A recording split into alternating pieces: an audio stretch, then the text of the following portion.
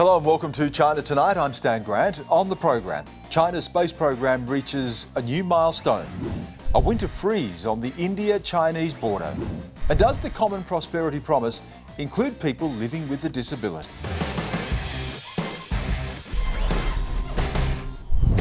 But first tonight, what are people talking about on the platforms they use, Weibo and WeChat? Joining me is Yvonne Yong.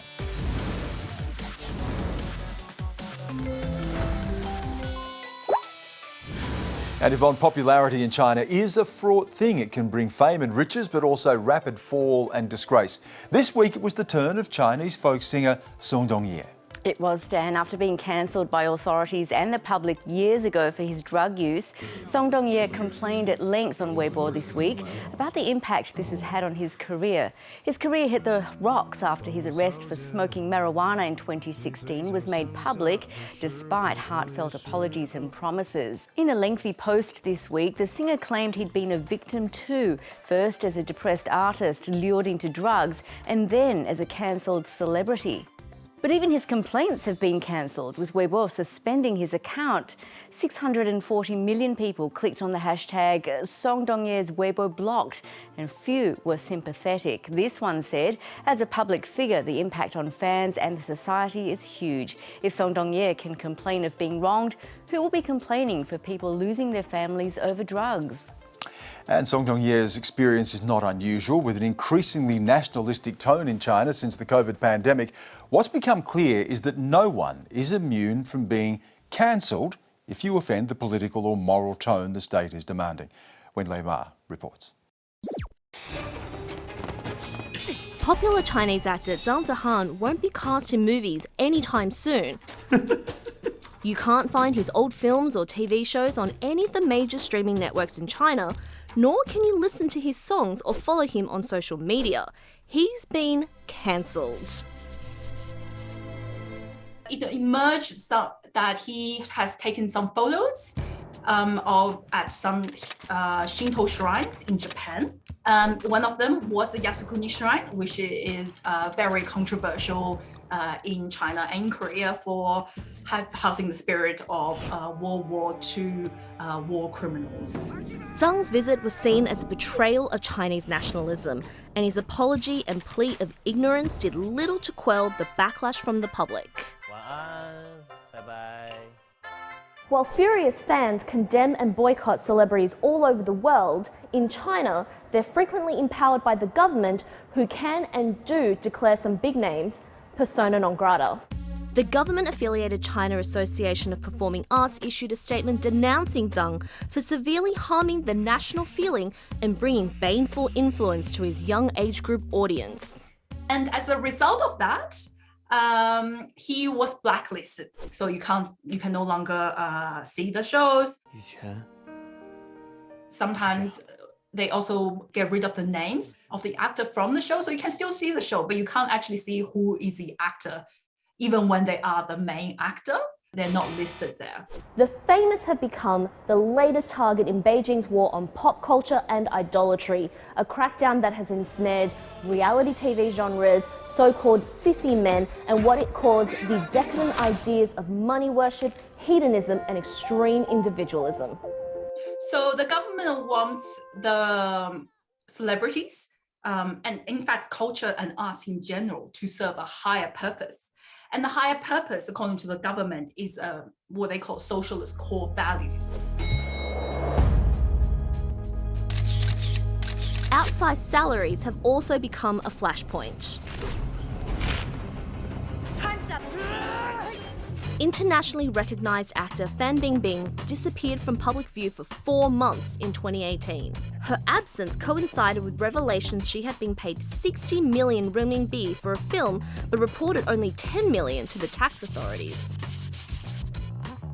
When she eventually emerged, she was fined for tax evasion and publicly pledged loyalty to the state, writing on Weibo, "I have failed my country." Similarly, award-winning actor Zheng Xuan was blacklisted after being fined for tax evasion and accusations she had abandoned her children. Such profligate behaviour doesn't fit in with Xi Jinping's cause for common prosperity. They're trying to encourage more equality, or at least discouraging visible hyper inequality. And the fact that some celebrities are so rich they can show off their wealth is a problem under the common prosperity narrative or framework. And the reasons for some cancellations are not always immediately apparent. Actor and filmmaker Zhao Wei was scrubbed from the internet in August. It's like she didn't exist, and there's been no explanation as to why. It's not just doing things that's illegal. It's doing things that's immoral, and morality is not so well clearly defined. It's not written down in laws. So it's hard to know exactly where the line lies. For those celebrities who are able to stay on the straight and narrow, fame and popularity awaits. For those who don't, well, we're unlikely to hear from them again.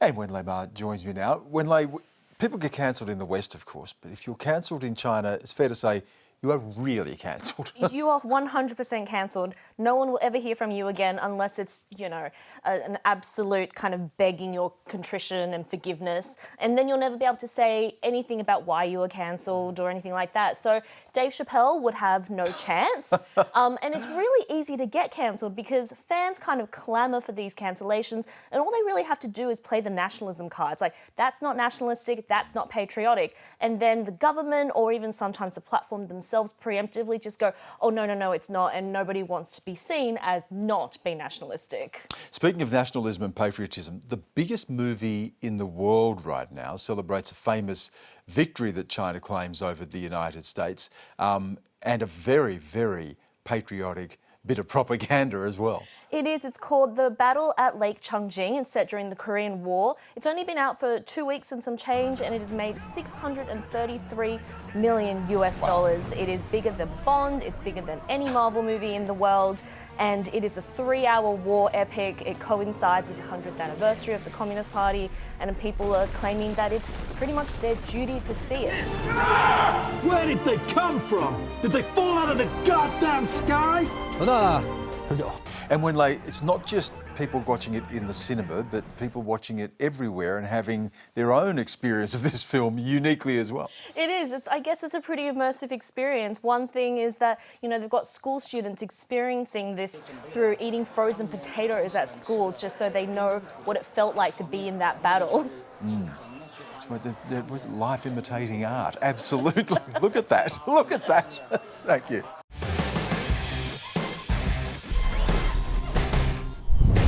More than 85 million people are estimated to live with a disability in China. For many, a culture of shame and stigma continue, as well as practical impediments like a lack of wheelchair access.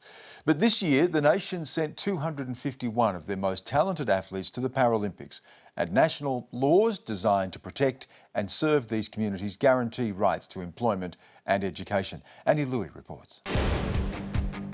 Meet Marlin, one of the world's best table tennis champions.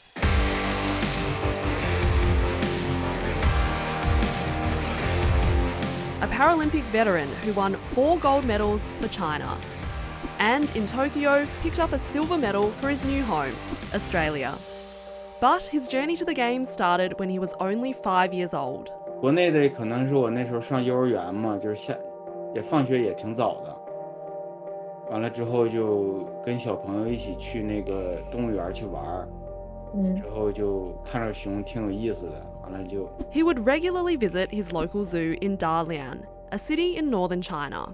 我小的时候属于对动物啊什么的都非常有兴趣，就是什么动物我都非常喜欢这种，所以就是没事儿就是休息啊、放假呀都会去动物园溜达。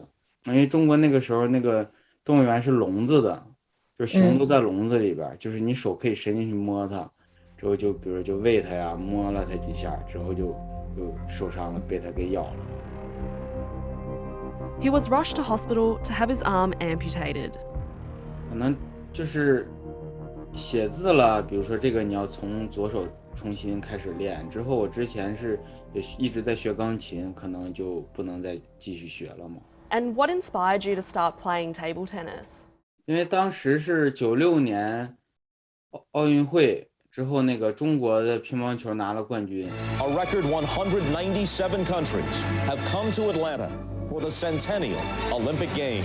People's Republic of China, 1/5 of the world's population. 中国在这个方面上，就是乒乓球上就挺有优势的，可能学起来也比较基层水平也比较高，而且没有什么过多的危险性。Did you ever face discrimination for your disability?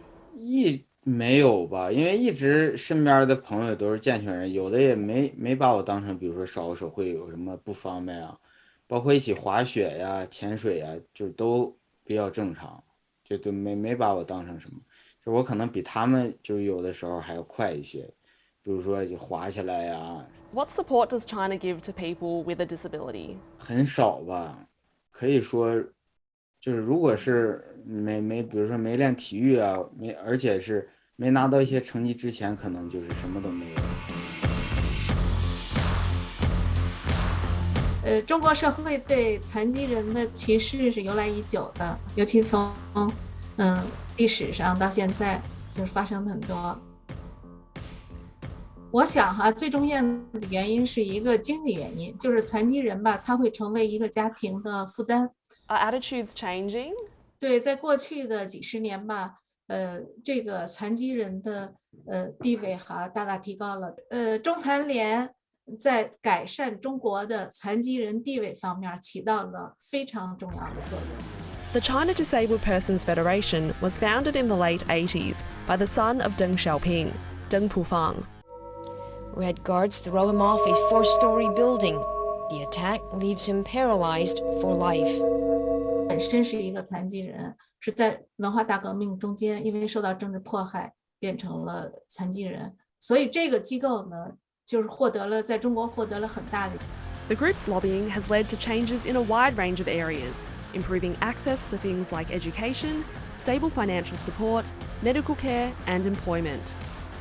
中国的残疾人保障法，为残疾人提供了非常有效的保护，但是残疾人状况的改善还需要这个法的实际的贯彻和执行。咁而喺香港同埋我哋本身中國人嗰個culture裏邊咧，就因為佢哋個面子嘅問題啊，好多時佢哋有 disability 咧，佢哋都會將啲細路仔咧就收埋咯，啲有個困難喺度咯嚇。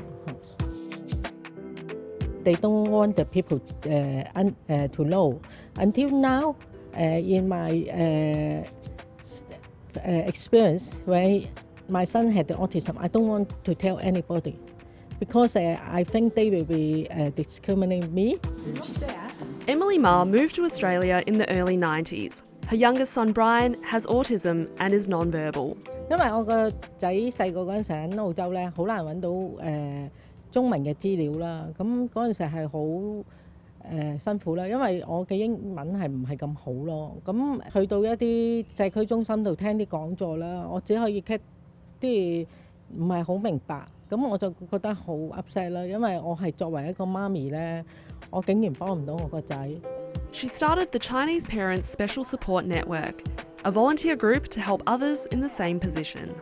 我哋已經 offer 咗成16年㗎啦，咁我哋有成300幾個會員啦，喺維省嘅唔同嘅地區啦。啲雖然係冇錢，但係咧，我哋覺得有一樣嘢咧，幫到人，我哋好開心。當你見到一個好失望嘅家長走入嚟你個 office， 但係佢哋好滿足咁樣揾到 support 出去咧，咁對於我哋嚟講咧，都係好大嘅得着咯。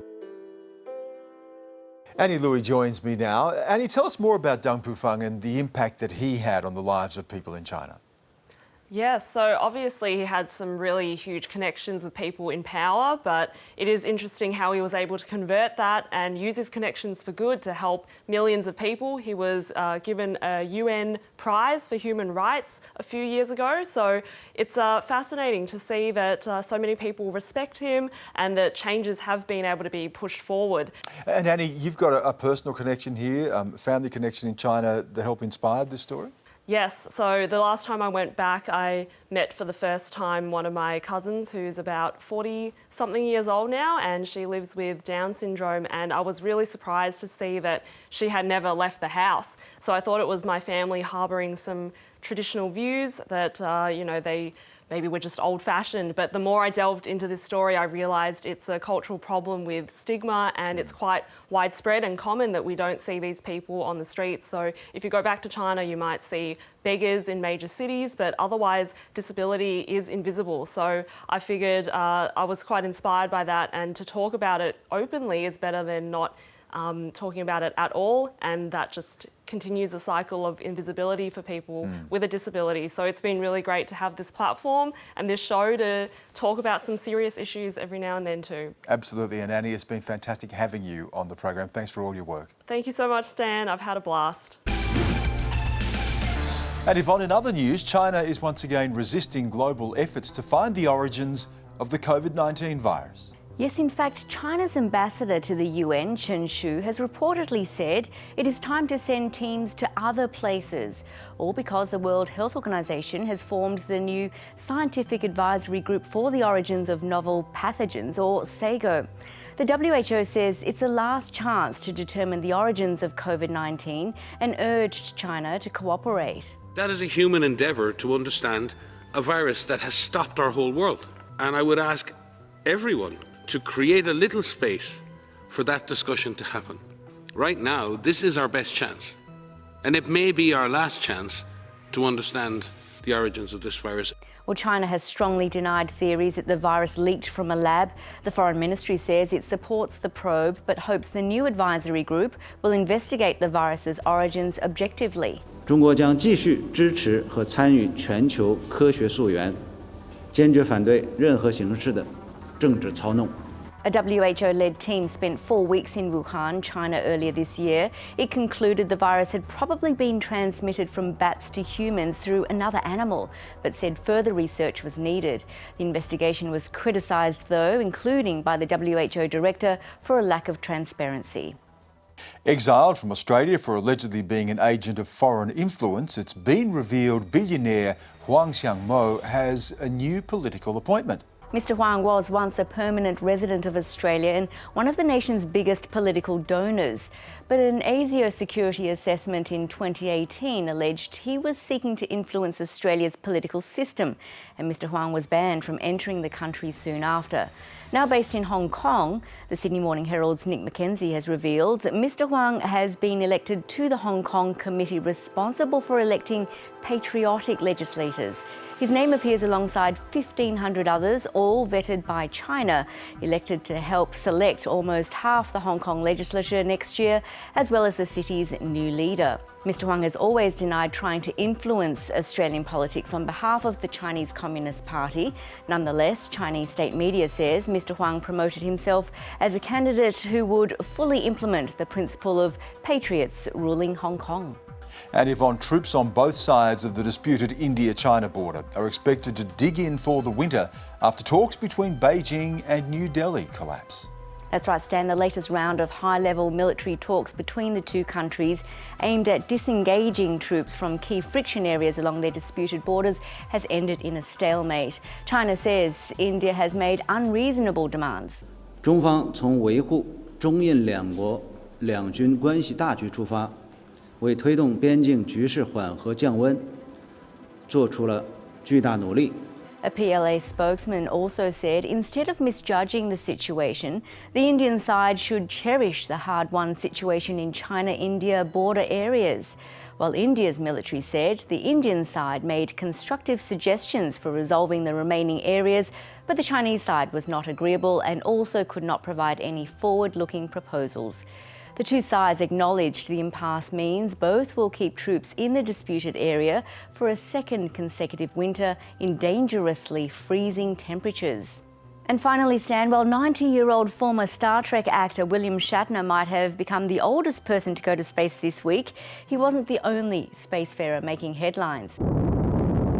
Well, social media was abuzz in China after the launch of the Shenzhou 13 spaceship as it carried 3 taikonauts to its space station over the weekend for a planned 6-month mission. But it's another space mission that has China watchers on high alert.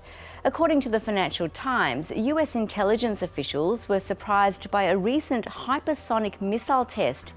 The missile was reportedly launched in August and circled the Earth in low orbit before speeding towards its target. Although it apparently missed by more than 32 kilometres, the technology could apparently help China negate US missile defence systems. While Beijing hasn't commented on the report, an editorial from state-run tabloid The Global Times says if it's true, it's a new blow to the US mentality of strategic superiority over China. Thanks, Yvonne. And for more on this, I'm joined by Dean Cheng, an expert on China's military and space capacities based at the Heritage Foundation in the US. It's nice to have you with us. Thank you for giving us your time. Thank you for having me. When we look at China's space program, which is really accelerating, what does this tell us about its capability? And is this really about an overall show of strength from China? Well, I think it's important to recognize that from the Chinese leadership's perspective, space serves multiple functions. It is seen as an economic engine. It's described as being very dense in high technology. So when you develop space capabilities, you're developing advanced materials, energy storage, power, you're developing advanced manufacturing, you're promoting a very sophisticated workforce. Space is, according to the RAND Corporation, something like 95% dual use. So there's a military aspect as well as a civilian aspect. Can I just come in, sorry, Dean, on that question of the military aspect, what does this tell us now about China's military capacity in space, and should this be a concern? The Chinese military has been very careful students of other people's wars. One of the things that they have concluded, carefully examining American, Australian, even Russian methods of warfare, is how important space is for everything from collecting information about your adversary to guiding weapons in the terminal phase. So the Chinese are very interested in being able to dominate space, to control space for their own use, but also to counter any potential adversary's ability to use space. So we have watched them develop both an array of satellites that allow them to do everything from position navigation, timing, to weather, to counter space weapons, including anti-satellite systems that they have openly tested. And reportedly have just successfully tested a hypersonic nuclear-capable missile that apparently has taken the US and others by surprise. What does that tell us about China? What is very, very worrisome about this particular test isn't that they are testing hypersonic glide vehicles. We've known that they are working on this. It is that apparently this thing went into orbit. It didn't just go from point A to point B by passing through space. Depending on which report you read, either it was it went into orbit where it went towards the South Pole. In either case, what that means is now we have to start wondering, is everything that's gone into orbit a satellite, or could it be something carrying a nuclear warhead? And that means every space launch could now potentially be a weapon waiting to come down, a sword of Damocles, if you will. That is something we and the Russians work very hard not to create that kind of misimpression. The Chinese apparently are saying, no, we don't care. You should be nervous. Now you'll respect us. Very different. That then raises the question of whether it would deploy as well. So what is the end game here? The frank answer has to be, we don't know. China is one of the most opaque societies out there. On top of that, China's space program is even more opaque. We have a general sense of how much the Russians spend on space, certainly how much the US spends on space, how much Japan and Britain spend on space, India. We don't know how much China spends on space, and they work very hard to prevent us from knowing. Are they likely to develop something like this that would potentially make every satellite China launches, we have to think of as a potential nuclear weapon? Let's just say that China has demonstrated, whether it's towards Hong Kong or towards their neighbors in India, a general disregard for the better opinion of mankind, if you will. They're acting the way they are, and they expect everyone else to go along with it. Dean Cheng, it's been a pleasure to talk to you. Thank you again for giving us your time. Thank you again for having me. Before we go tonight, when we discuss the tensions between China and Australia, it's often at a macro level, government to government and in geopolitical terms. But for many people who share history between both countries, it's much more personal and complicated.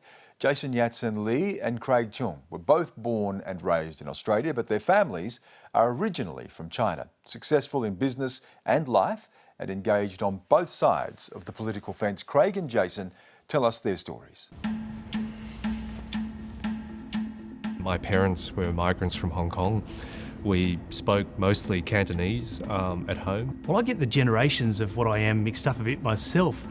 I'm a fourth generation if you consider that my great-grandfather arrived from Canton in 1882. Actually, before I went to school, my parents only spoke Chinese to me. They deliberately didn't speak English to me. My father was born in Hong Kong, so it makes me either fourth generation or first generation. I was always aware of my difference and my family's difference. I remember getting teased a lot, and it hurt me a lot at the time. Mum used to pack soy sauce chicken drumsticks for me for lunch, and all I really wanted was to have a ham sandwich. I still feel some of that pain.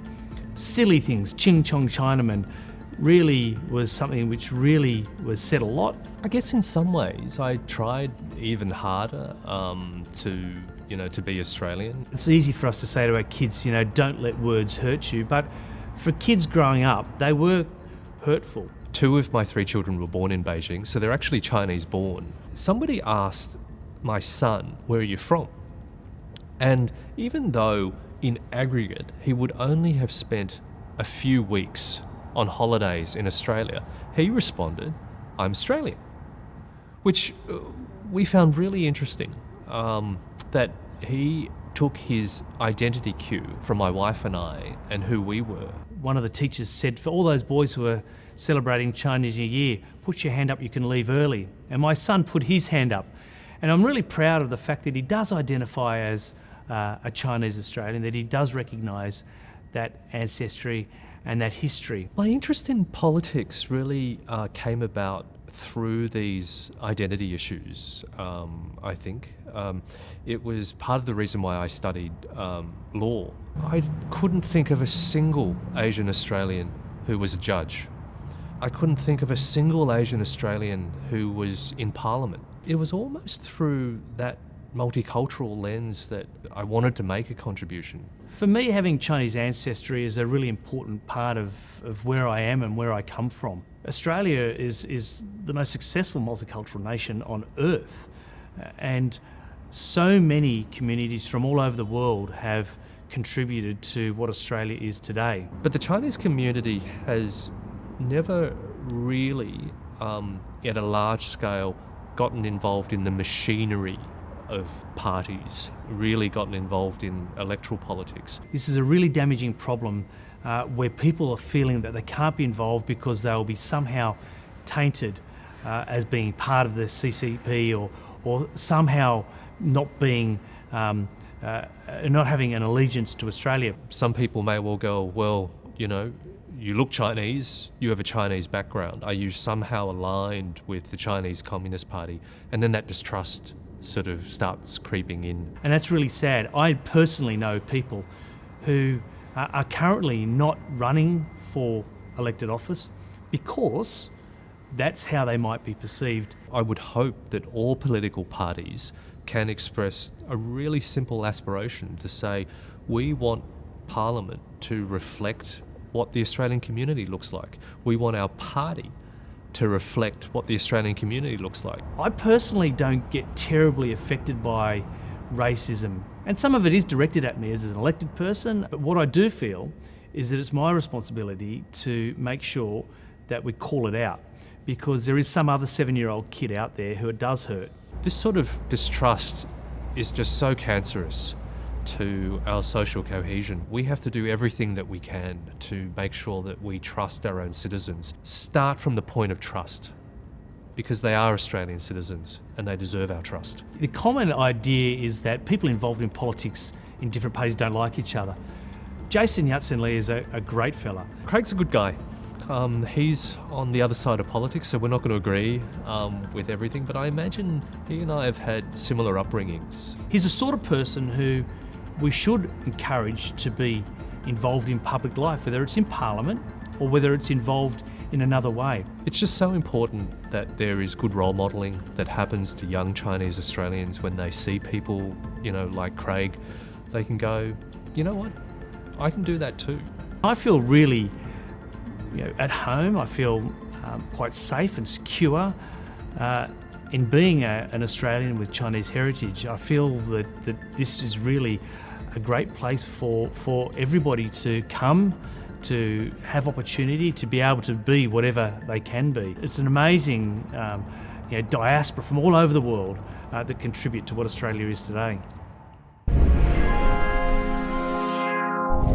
And that's all we have on this week's show and for the series. We'll be back in 2022 and I hope you'll join us then.